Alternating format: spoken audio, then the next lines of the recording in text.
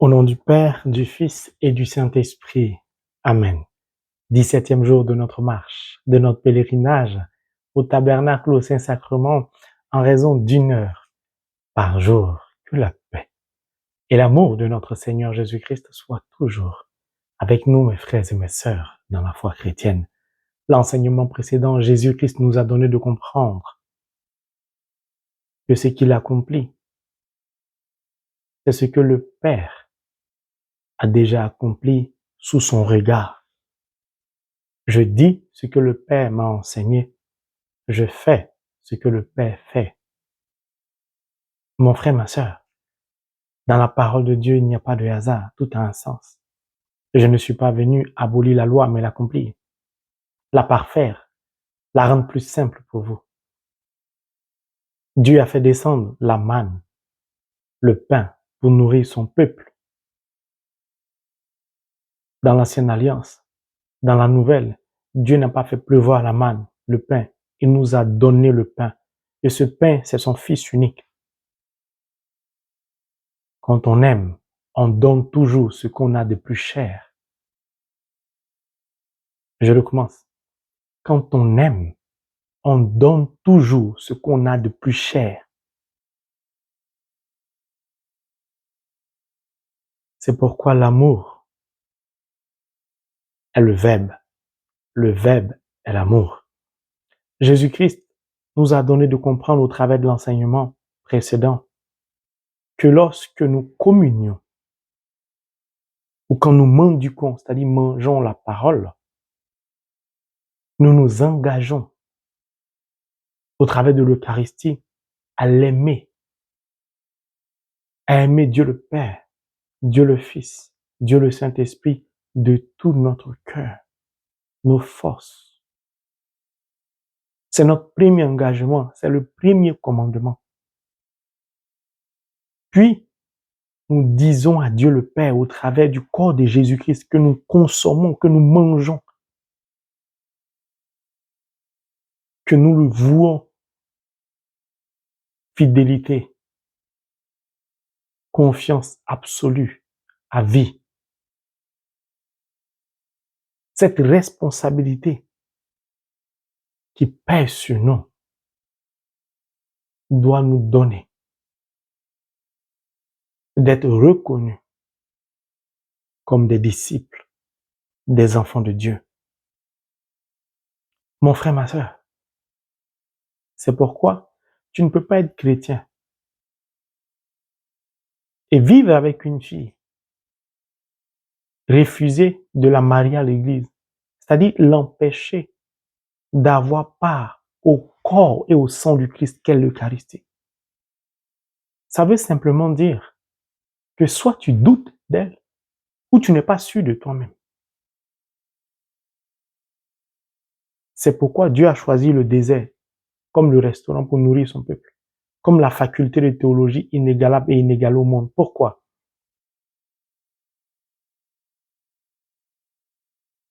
Quand tu as des difficultés extrêmes, quand tu vis une situation difficile, compliquée, une maladie, une pauvreté, quelque chose de douloureux, de difficile,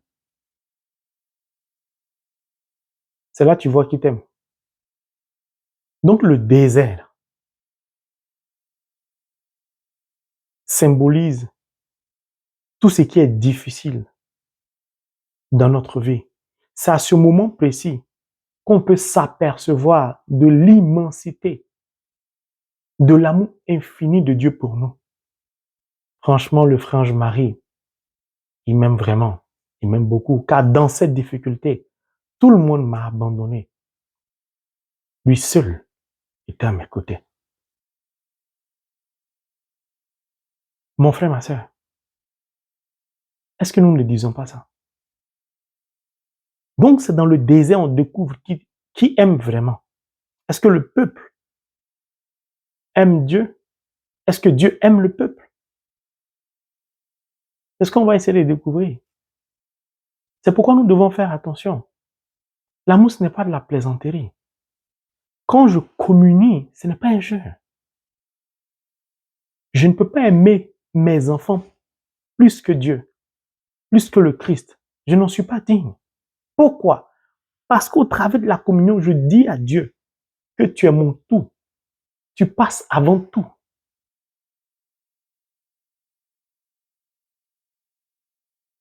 Qui me nourrit? C'est Dieu. Qui pourvoit mes besoins? C'est Dieu.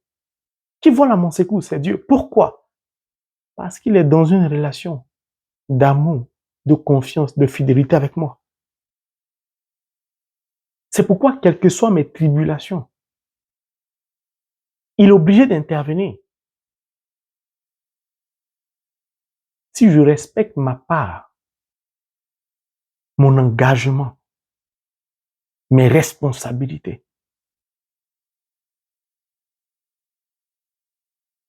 Mon frère, ma soeur, la vie spirituelle, on n'y entre pas au hasard.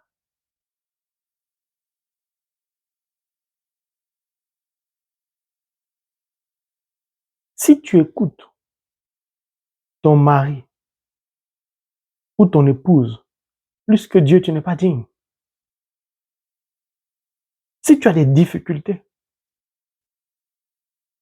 et que tu ne peux pas te tourner vers Dieu et laisser le Saint-Esprit te guider, te conduire, tu n'es pas digne de communier. Pourquoi? Il y a des personnes à qui je demande, est-ce que vous allez bien? Ces personnes-là disent toujours, oui, ça va, je vais super bien, ma journée est merveilleuse, tout va bien pour moi. Et au fond, grâce au Saint-Esprit, je découvre que ces personnes-là souffrent. Ça s'appelle de l'orgueil. Or, l'amour n'est pas orgueilleux. Si la Bible indique, si on a des problèmes, par exemple, dans un couple, de se rapprocher des anciens, ça a un sens. Pourquoi Dieu nous demande de prier les uns pour les autres, de nous porter les uns les autres? C'est l'expression de l'amour. Au désert, il va porter son peuple. C'est-à-dire, il va pouvoir aux besoins de son peuple. En donnant à manger à son peuple la manne, le pain. Donc, le désert peut révéler notre vraie nature.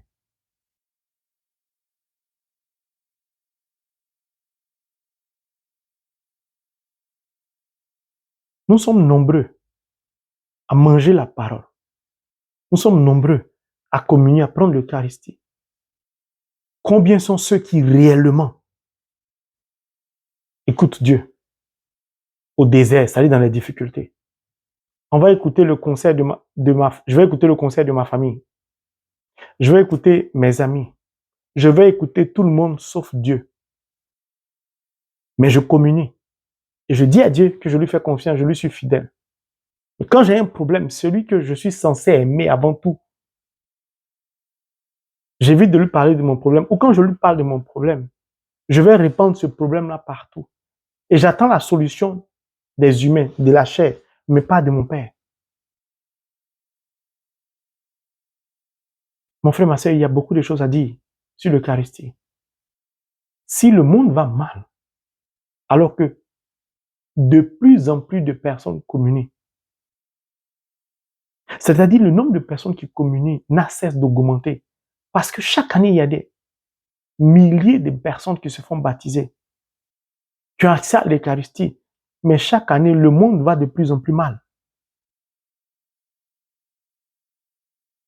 Parce que nous ne savons pas, ou nous faisons exprès, de ne pas comprendre ce que Jésus nous dit. Ou nous refusons d'accomplir notre part. Dieu le Père a conduit son peuple au désert. Pour que ce peuple s'aperçoive de l'immensité de son amour pour lui. Quand tu n'as pas de problème, tu ne sais pas vraiment qui t'aime.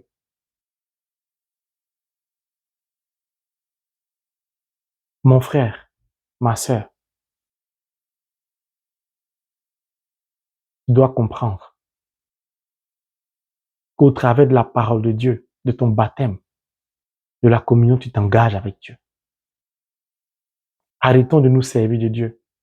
Nous sommes nombreux à communier, à parvenir au sacrement du baptême, à jeûner, prier pour que Dieu puisse voler à notre secours, pourvoir à notre besoin. lorsque nous obtenons ce que nous voulons, nous abandonnons Dieu. Nous oublions Dieu. Nous faisons ce que nous voulons. Et nous sommes étonnés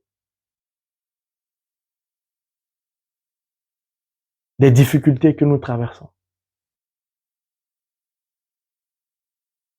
Dieu a donné à manger à son peuple.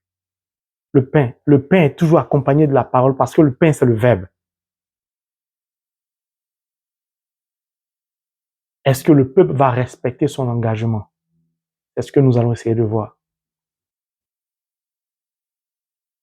Au-delà de la communion fraternelle, de la communion spirituelle, de la communauté chrétienne, toutes ces responsabilités nous incombent.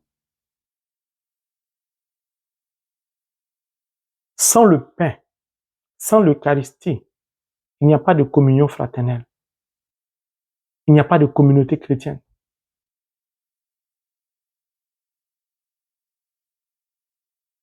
Donc c'est au cœur de la famille spirituelle, de la communauté chrétienne, que nous devons d'abord vivre l'amour.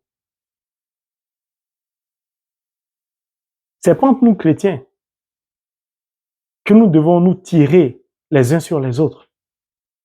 Si au cœur de notre famille spirituelle, de notre communion fraternelle, de la communauté chrétienne, nous sommes incapables de vivre l'amour, de nous faire confiance, de nous être fidèles,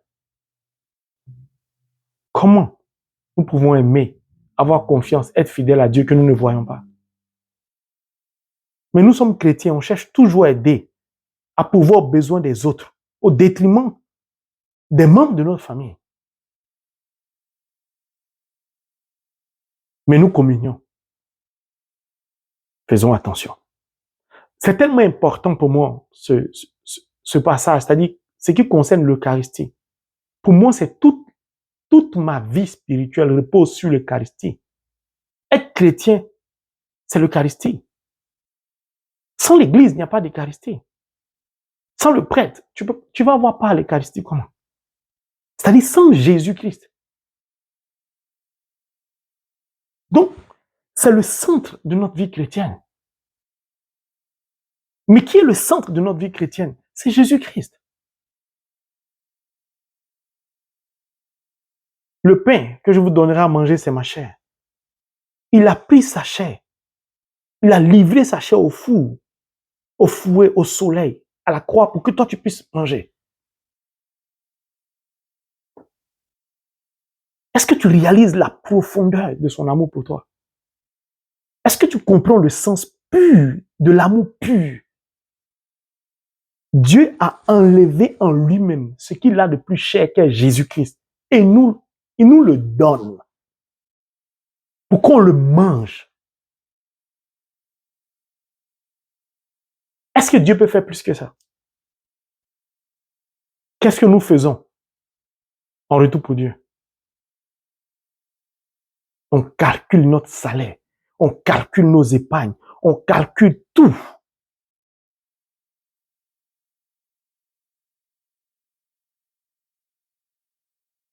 Nous allons prendre le livre de l'Exode chapitre 16, du verset 19 au verset 29, qui dit, je cite, « Moïse leur dit que personne n'en garde jusqu'au matin. Certains n'écoutaient pas Moïse et en gardaient jusqu'au matin, mais cela fit infester de vers et devint puant. Alors Moïse s'irrita contre eux. Il en recueillait matin après matin, autant que chacun pouvait en manger. Quand le soleil chauffait, cela fondait. Le 6e jour, il recueillit le double de pain, 2 homères pour chacun. Tous les responsables de la communauté vinrent l'annoncer à Moïse. Il leur dit, c'est là ce que le Seigneur avait dit. Demain, c'est sabbat, jour de repos consacré au Seigneur. Cuisez ce qui est à cuire. Faites bouillir ce qui est à bouillir. Ce qui est de trop, déposez-le en réserve jusqu'au matin. Ils le déposèrent jusqu'au matin, comme l'avait ordonné Moïse. Il n'y eut ni puanteur, ni vermine. Moïse dit, mangez-le aujourd'hui. Aujourd'hui, c'est le sabbat du Seigneur. Aujourd'hui, vous n'en trouverez pas dehors. Vous en recueillez pendant 6 jours, mais le 7e jour, c'est le sabbat. Il n'y en aura pas. Or, le 7e jour, il y eut dans le peuple des gens qui sortirent pour en recueillir, et ils ne trouvaient rien. Le Seigneur dit à Moïse, « Jusqu'à quand refuserez-vous de garder mes commandements et mes lois? Considérez que, si le Seigneur vous a donné le sabbat, il vous donne aussi le 6e jour, le pain de 2 jours. Demeurez chacun à votre place, que personne ne sorte de chez soi le 7e jour. »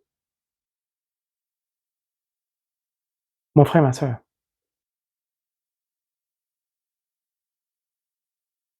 Dieu t'aime, Dieu m'aime, Dieu nous aime. Il nous aime tellement que Jean chapitre 3, le verset 16 à 17 l'exprime.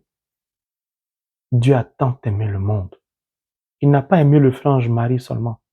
Il ne t'a pas aimé toi seulement, mais le monde. Parce que l'amour ne fait point exception de personne. Tu ne peux pas épouser une femme. Je parlerai toujours d'un couple quand il s'agit de l'amour. Tu ne peux pas épouser une femme à l'église devant Dieu et avoir un compte bancaire dont elle ignore l'existence. Tu achètes une maison, elle ignore l'existence de ton achat. Et vous êtes marié à l'église. Vous êtes marié à l'église et vous vivez votre sacrement du mariage en dehors de l'église. Est-ce que ça, c'est l'amour?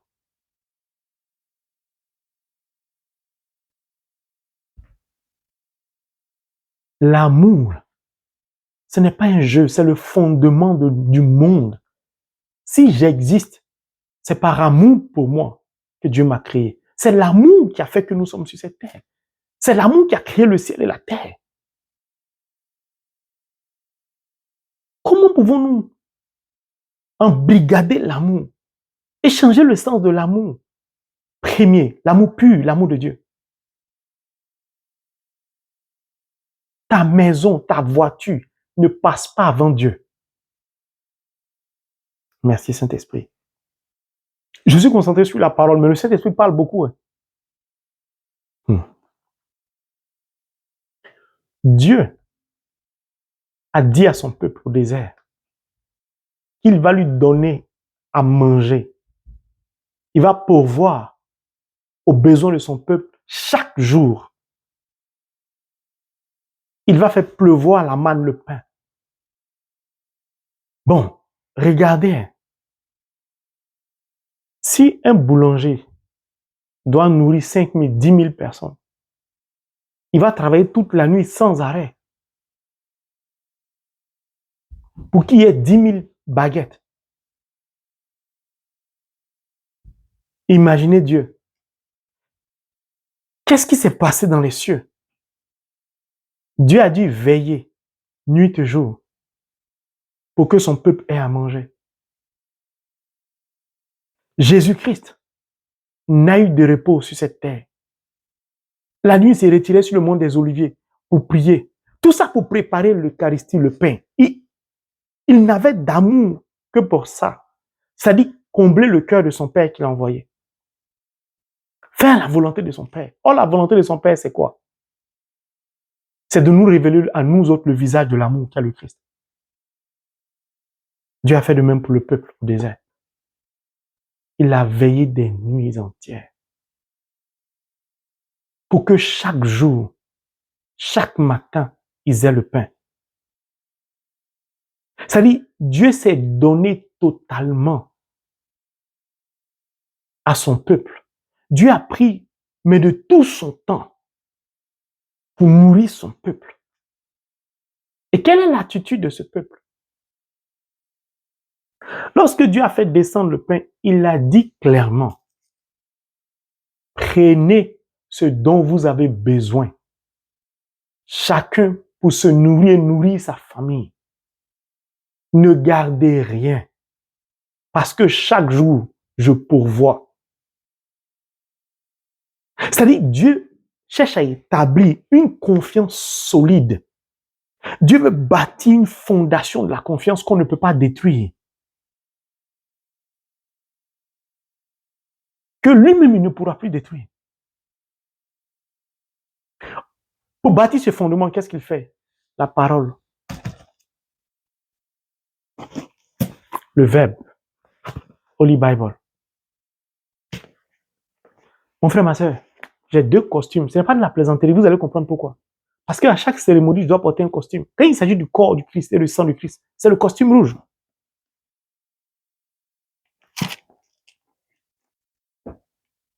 Il dit chaque jour, je vais vous nourrir. Ne mettez pas en réserve. De même qu'au désert, la confiance est scellée, est établie.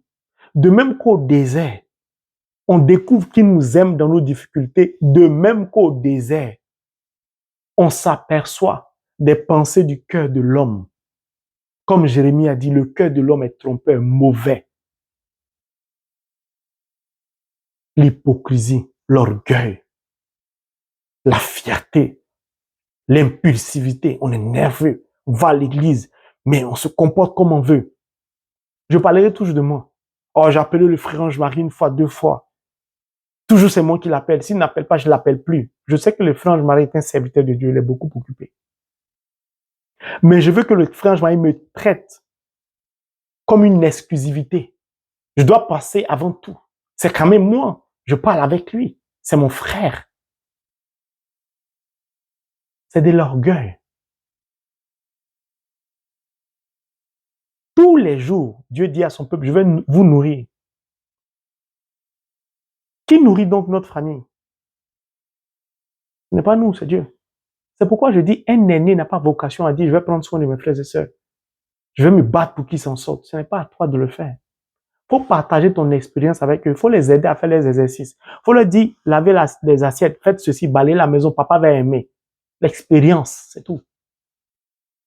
Dieu dit à chacun de prendre ce dont il a besoin pour lui et pour sa famille. Mais qui donne le pain? C'est Dieu. Qui nourrit la famille? C'est Dieu. Dieu prend soin de tout le monde. C'est pourquoi tu es enceinte, n'avorte pas. Dieu prend soin de tout le monde. Parce que l'amour ne fait point exception de personne.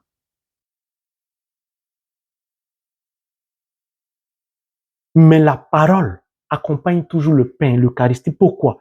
Parce que c'est le Verbe qui se fait chair. Sans la parole, sans le Verbe, il n'y a pas de pain, il n'y a pas d'Eucharistie. Moïse l'a dit, que personne n'en garde jusqu'au matin. Que personne n'en garde. C'est une parole donnée. Qu'est-ce que le Christ a dit? Je ne fais rien de moi-même. Si vous ne croyez pas, croyez du moins à cause des œuvres que j'accomplis. Car tout ce que je fais, c'est le Père qui vient à moi qui l'accomplit. Le pain que vous mangez, Moïse dit, Dieu dit de ne pas garder aussi. Qu'est-ce qu'ils ont fait?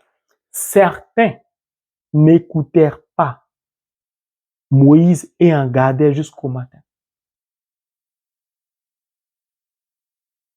Mon frère, ma soeur, ça fait mal. Ça fait mal. Car jusqu'au jour d'aujourd'hui, la même chose se produit. Tu ne peux pas communier sans avoir écouté au préalable la parole de Dieu. Tu ne peux pas. Pourquoi? Comment tu vas mettre la parole? Explique-moi comment tu peux mettre la parole en pratique si tu ne l'écoutes pas.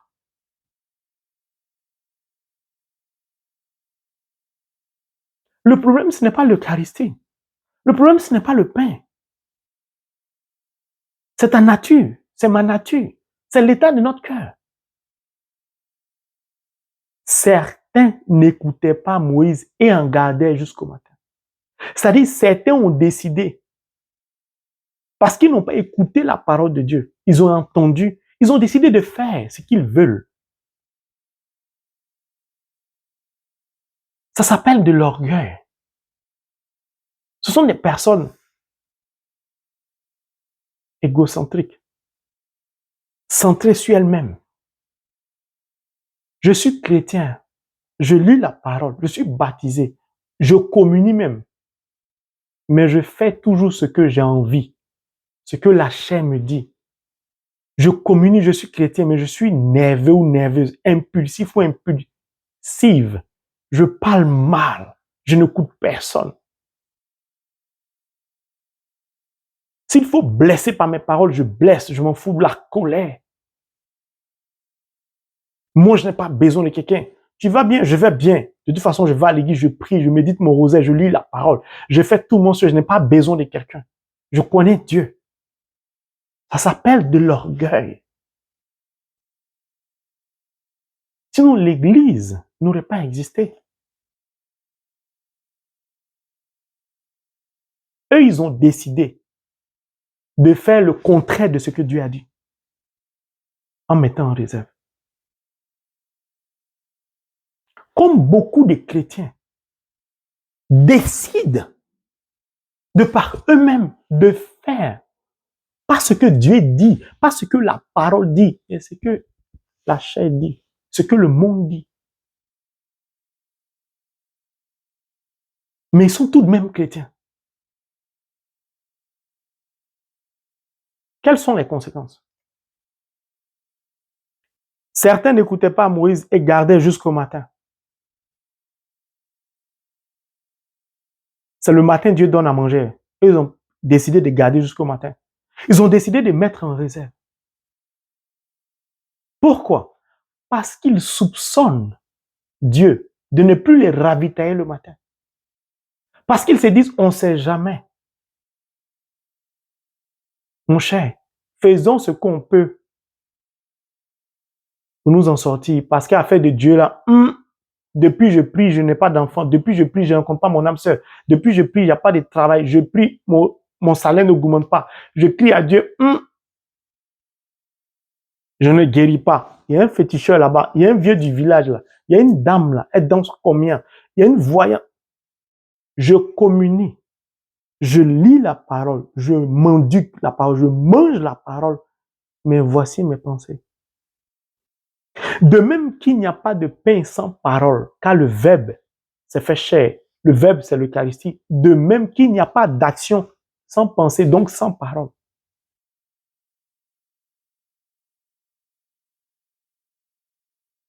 On soupçonne Dieu, on murmure, on doute, la trahison. On fait semblant d'écouter la parole alors qu'on l'entend. Puis on fait ce qu'on a envie de faire. On dit à Dieu, j'ai compris. Amen. Le corps du Christ. Amen. En tout cas, moi, ma vie, c'est Dieu ou rien. Mais dans les faits, c'est la chair on satisfait.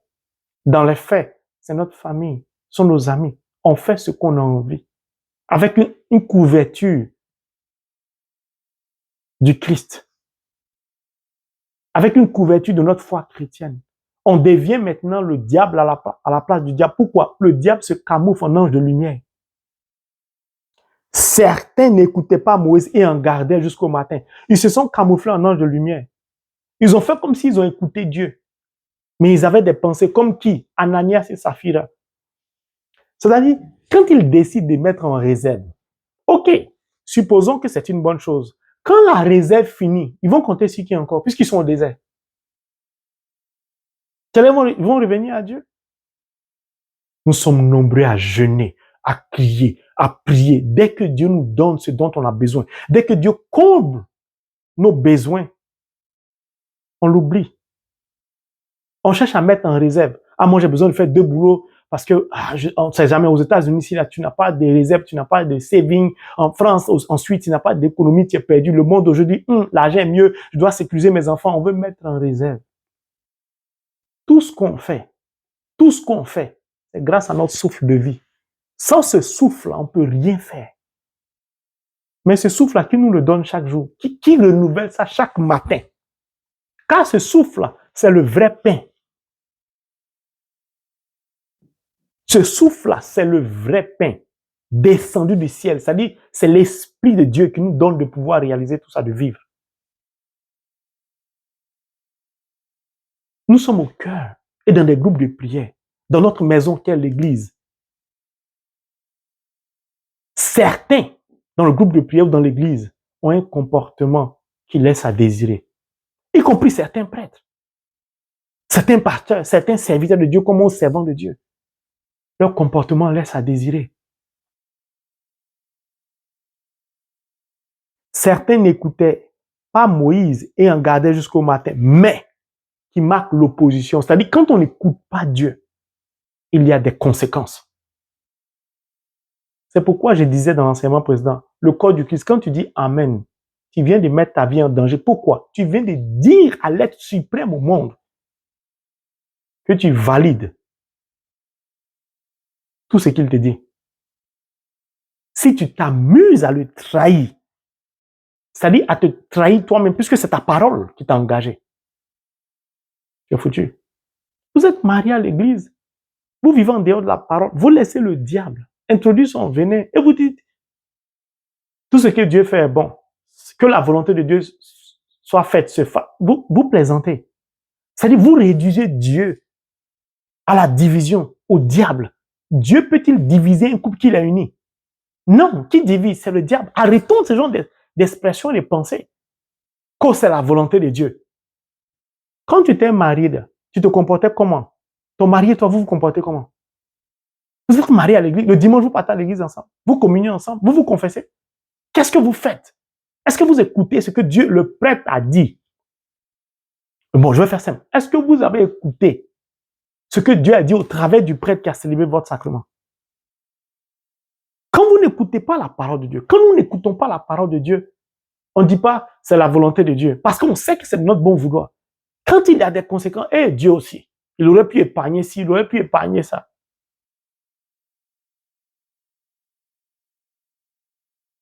Mais cela fut infesté de vers et devint puant. Alors Moïse s'irrita contre eux. Si Moïse est irrité, est fâché, et Dieu donc? Pourquoi? Parce que Moïse s'aperçoit de la trahison. Pourquoi la déclaration du pape? Certains prêtres étaient très irrités. Parce que la déclaration du pape n'a rien à voir avec l'évangile en ce qui concerne de bénir les homosexuels ou les transgenres, je ne sais pas quoi. Si Moïse est irrité, et Dieu donc? Il y a beaucoup de choses à dire, le temps passe. Je vais essayer de terminer par là et nous allons poursuivre après.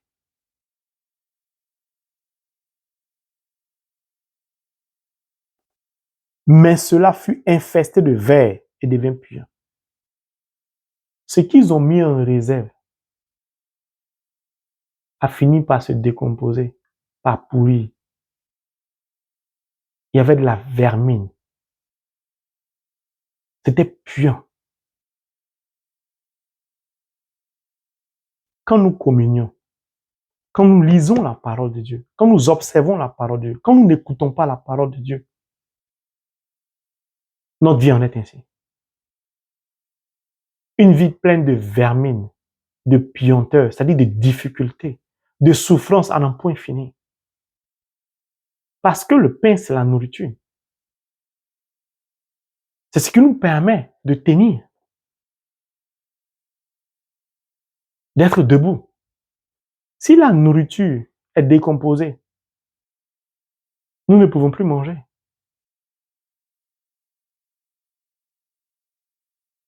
Tu ne peux pas communier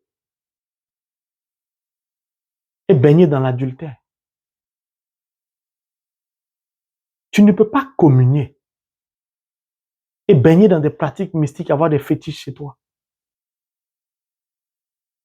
Tu ne peux pas communier et ne pas écouter la parole de Dieu. Ne pas avoir recours à Dieu, quel que soit ton désert. Ce n'est pas possible. Ce n'est pas possible. Affaire de Dieu, là, c'est en Dieu et moi. Qui t'a dit la communion fraternelle, la communion spirituelle, c'est en Dieu et toi? C'est entre toi et moi. C'est nous qui constituons le corps qui est le Christ. C'est ce qui est la maison, la demeure. Je communie alors que je vis dans l'adultère. Je communie et je vole, je mens. Je communie et je baigne dans l'impudicité. Je communie, etc., etc. Cette partie, ce verset-là, a été la source de la parole de Saint Paul. Et je terminerai par là, on va poursuivre plus tard. Que dit Saint Paul? Prenons le livre de Corinthiens. Corinthiens chapitre 1, le verset 11. Prenons à partir du verset 27 au verset 29. C'est pourquoi celui qui mangera le pain ou boira la coupe du Seigneur indignement se rendra coupable envers le corps et le sang du Christ. Que chacun s'éprouve soi-même avant de manger ce pain et de boire cette coupe. Car celui qui mange et boit sans discerner le corps mange et boit sa propre condamnation. Voilà pourquoi il y a parmi vous tant de malades et d'infirmes et qu'un certain nombre sont morts. Il y a beaucoup de maladies dans le monde aujourd'hui. Si les gens meurent sauvagement, bêtement, à tout va, c'est parce que nous ne nous examinons pas nous-mêmes. Je viens en concubinage, je vais communier quand même. Je suis homosexuel, je vais communier quand même. C'est-à-dire, je n'écoute pas la parole. Saint Paul dit, voici ça. Tu manges et tu bois ta propre condamnation. Ça vient d'où? Le pain était infesté de vers, de vermine. C'est de la puanteur. Quand tu manges et bois le corps et le sang du Christ, sans t'examiner, sans discerner, c'est-à-dire sans avoir écouté et mis en pratique la parole de Dieu. C'est-à-dire si tu as fait le contraire de ce que la parole de Dieu te demande, ta vie est remplie, infestée de vermine. Ta vie est puante. Tu ne peux pas, si moi, chrétien, je dois subir ça, imaginez le pasteur ou le prêtre. Tu ne peux pas donc être un prêtre, célébrer, communier et baigner dans la pédophilie, dans la franc-maçonnerie. Et j'en passe. Mon frère, ma soeur, je veux m'arrêter là pour cette partie. C'est de ça que Saint Paul parlait. Nous n'écoutons pas la parole de Dieu. Nous n'écoutons pas Dieu. Nous souffrons beaucoup. L'humanité souffre beaucoup parce que nous faisons toujours ce que nous voulons. Jésus n'a jamais fait ce qu'il voulait. Il dit, je ne fais rien de moi-même. Comment Jésus peut, en tant que Rabouni, être mon maître à penser? Lui, qui n'a jamais fait ce qu'il voulait, qui a toujours accompli la volonté de son Père. Et moi, je ne peux pas accomplir la volonté du Christ. Je ne peux pas faire ce qu'il fait.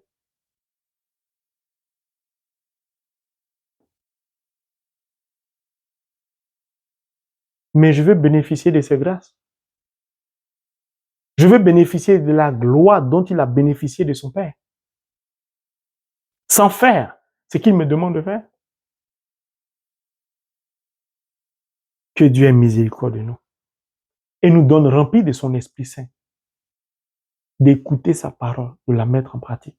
Afin que nous puissions demeurer, habiter, résider dans notre maison, dans notre demeure qu'est la parole de Dieu. Au nom de Jésus. Amen.